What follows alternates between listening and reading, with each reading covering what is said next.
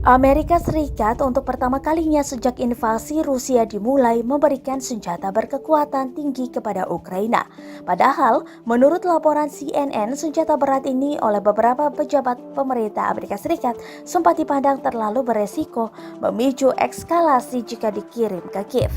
Daftar bantuan senjata senilai 800 juta dolar itu tidak hanya didorong permintaan langsung Ukraina, tetapi juga untuk mempersiapkan pertarungan baru di dataran terbuka wilayah tenggara Ukraina. Senjata yang disediakan difokuskan pada jenis pertempuran yang mungkin terjadi di wilayah Donbas berupa medan terbuka.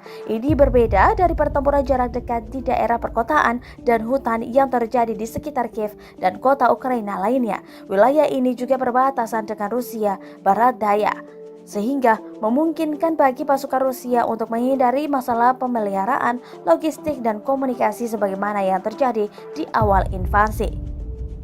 Sekretaris Pers Pentagon John Kirby mengatakan pada Rabu bahwa paket bantuan senjata disesuaikan dengan pertarungan di Donbas. Ia menggambarkan topografi di wilayah itu sedikit mirip dengan Kansas. Ini sedikit lebih datar, ini lebih terbuka, dan itu adalah jenis tempat di mana kita dapat mengantisipasi bahwa Rusia akan ingin menggunakan tank dan tembakan jarak jauh, artileri, dan tembakan roket untuk mencapai beberapa tujuan mereka sebelum melakukan pasukan darat. Terima kasih sudah nonton. Jangan lupa like, subscribe, dan share ya.